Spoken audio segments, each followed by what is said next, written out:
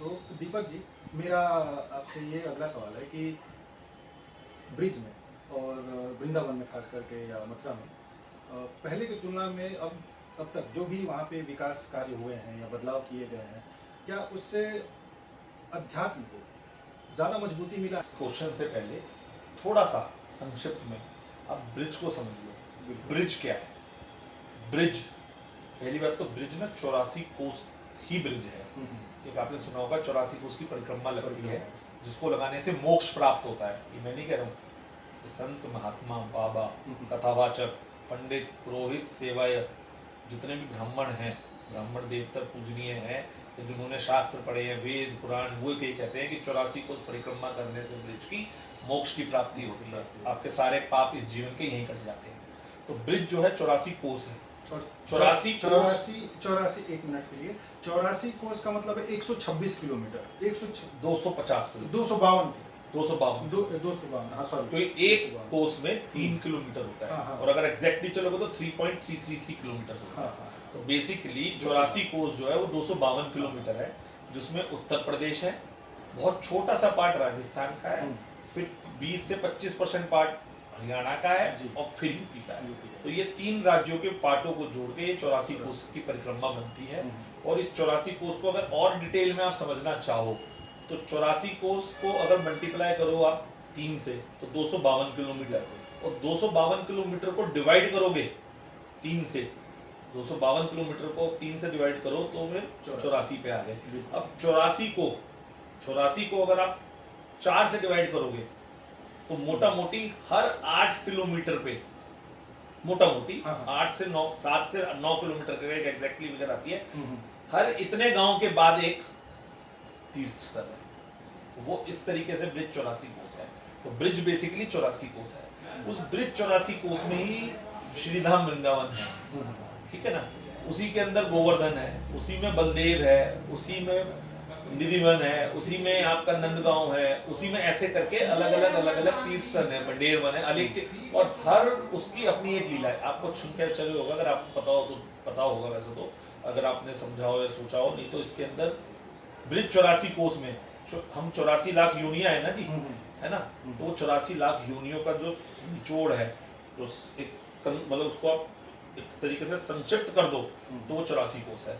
दूसरा, इस 84 कोस में ब्रह्मा विष्णु महेश देवियां सब कुछ है, सब कुछ। अगर आप ये 84 कोस करोगे तो इसमें गंगोत्री भी है, जमुनोत्री भी है, इसमें बद्रीनाथ भी है, केदारनाथ भी है, इसमें माँ दुर्गा भी है, माँ काली भी है, भोले शंकर भी हैं, अमरनाथ जी भी हैं, सब कुछ है।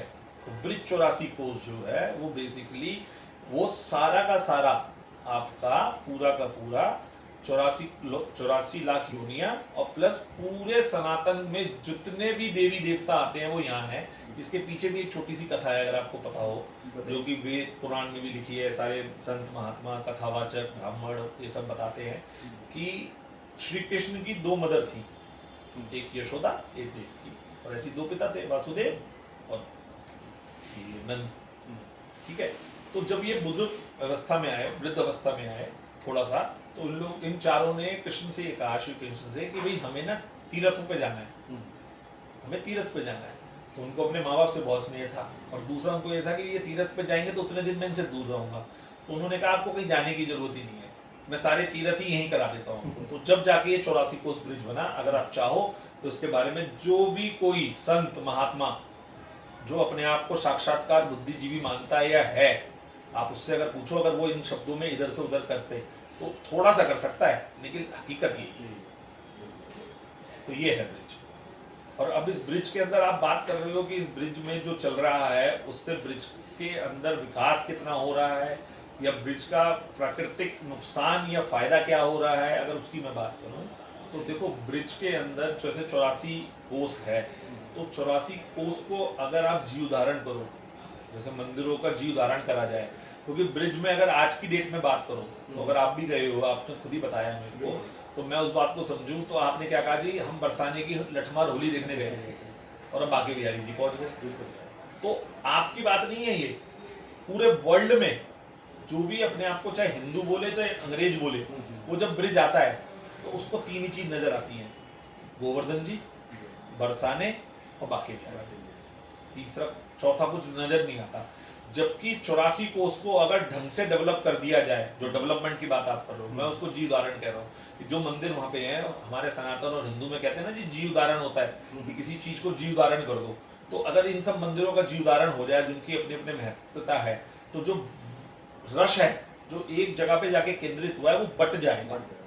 भाई आदमी सब नंदगांव गया, तो नंदगांव जाके बिहारी जी आएगा ना जी, तो उसका जो डिस्टेंस है, उस डिस्टेंस के हिसाब से ट्रैफिक लोड कम हुआ ना वृंदावन जी में। अब वृंदावन जी टोटल 8.5 किलोमीटर का है। वृंदावन जी की शुरुआत छठीकला रोड से नहीं होती, ये भी बता देता हूँ आपको। वृंदावन जी जो कोने पे इस्कॉन का मंदिर है, वहां से आप परिक्रमा लेके वापस आओगे तो इस्कॉन तक यही वृंदावन की परिधि है जो 8.5 किलोमीटर की है। अब 8.5 किलोमीटर डिवाइड बाई 3 तो आप करोगे तो पंचकोसी परिक्रमा है वृंदावन की, जैसे गोवर्धन जी की परिक्रमा। और जो डेवलपमेंट और विकास आज हो रहा है ना, देखिए हम लोग डेवलपमेंट और विकास की परिभाषा को ना समझ नहीं पा रहे। विकास और डेवलपमेंट किसी भी जगह पे 3 कारणों से होता है, जितना मैंने समझा अपनी 22 साल की नौकरी में कह लो या 22 साल की उम्र में। मेरी उम्र 48 साल है, तो 20 साल तक तो बचपना ही रहता है ना जी। कॉलेज में पढ़ रहे हो, स्कूल से निकले हो, मस्ती मार रहे हो, खेल कूद रहे हो, बाप पीछे से पैसे दे रहा है तो फिर कोई चिंता नहीं है, जो मर्जी कर लो।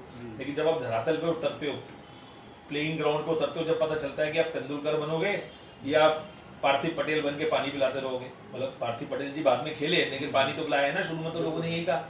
तो बेसिकली विकास और डेवलपमेंट 2 अलग अलग चीजें मेरी नहीं।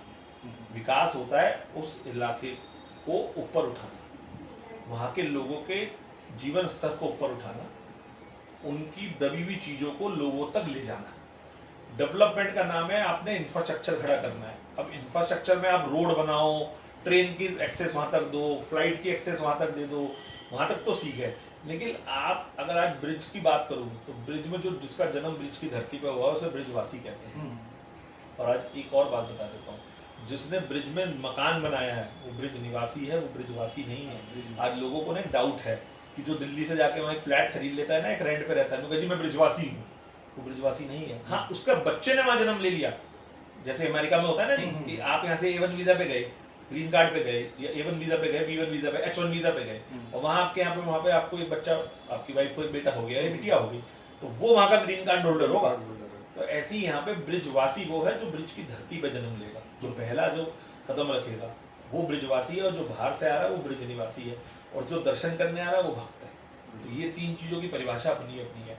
अब जो वहाँ डेवलपमेंट की बात चल रही है पिछले 15-20 सालों से, मेरी 22 साल की नौकरी में मैं अगर आपको तजुर्बा दूँ, मैं किसी पार्टी विशेष के बारे में बात नहीं कर रहा, कोई राजनीति की बात नहीं है, मैं 20 साल का तजुर्बा बता रहा हूँ। तो और अगर सरकार पार्टी की और सरकार की बात करो तो योगी जी की सरकार 10 साल 11 साल बनाती है, इससे ज़्यादा तो नहीं है ना कि 10 साल भी अभी पूरे नहीं हुए। 10 साल पूरे होने के बाद अभी तीसरा टेन्योर चालू होगा। तो लेकिन ये पिछले 15-20 साल से ब्रिज के नाम पे और वृंदावन के नाम से जो ये सारा खेल खेला जा रहा है, ये है तो ठाकुर की लीला, ये भी बता दूंगा आपको। और जो दुनिया कहती है ना जो होगा वही जो ठाकुर चाहेगा, तो ठाकुर ने तो सोचा हुआ है, क्योंकि सनातन हिंदू और हिंदुत्व में जो एक वर्ड है ना सनातन, जिसको ये कथावाचक, संत, महात्मा, बाबा, साधु जो ये सब बात करते हैं इसकी, तो सनातन का केंद्र बिंदु ही ब्रिज है पूरी दुनिया में, क्योंकि यहाँ सब कुछ है। सनातन बीइंग अधर्म, जबकि सनातन धर्म नहीं है, सनातन एक सोच है। जैसे हमारे यहाँ पहली रोटी गाय की निकाली जाती है, लास्ट रोटी कुत्ते की निकाली जाती है, कल्चर है कि हमें गाय को भी देना है और हमें पशु को भी देना है। गाय पशु नहीं है, गाय हमारी माता है, कुत्ता पशु है, तो दूसरी रोटी कुत्ते को देते हैं। तीसरा एक भाव है, हमारे बच्चों को चोट लगती है तो हमें दर्द होता है ना, लेकिन अगर हमारे सामने किसी और के बच्चे को चोट लगती है तो दर्द हमें जब भी होता है। जो हमारा बच्चा है जिसको हम अपने खून का मानते हैं उसमें दर्द ज्यादा हो जाता है, जो सामने वाले का है उसका दर्द हम दिखा नहीं पाते, लेकिन दर्द हमें जब भी होता है हम क्या कहते हैं, हाय इसके चोट लगी। तो ये है सनातन बेसिकली। और इसके बाद अगर सनातन के बारे में आपको बहुत ज्यादा जानना हो, आपके अंदर की इच्छुकता हो और आपके दर्शकों की इच्छुकता बढ़े, तो डॉक्टर सीमा मोरवाल जी है वृंदावन जी में, वो साहित्य सनातन और इसके ऊपर बहुत गहरा अध्ययन कर रखा है उन्होंने। तो आप चाहोगे तो मैं आपको उनका नंबर दूंगा, आप उनसे मिलके उनसे अगर आप सनातन और हिंदुत्व में बहुत डिटेल में चर्चा करोगे तो वो आपको बहुत कुछ दे देंगी जो आपके दर्शकों तक। और युवाओं की जो आपने बात करी ना, बहुत अच्छी बात करी कि आज हमारे देश का और पूरी दुनिया में जो युवा है, चाहे वो क्रिश्चियनिटी, चाहे वेस्टर्न कल्चर का है, चाहे मुस्लिम कल्चर का, चाहे हिंदू कल्चर का, ये तो हमने बांटा ना, हमने हिंदू मुस्लिम सिख ईसाई, है तो मनुष्य एक ही बिल्कुल सर। भाई। आता 9 महीने में ही है, जाता 4 कंधे पे ही है। अब वो धरती में जाए या अग्नि में जाए वो एक अलग बात है, या गंगा में प्रवाह कर दो, वो जाने का रास्ता है, लेकिन सिस्टम तो एक ही है ना जी।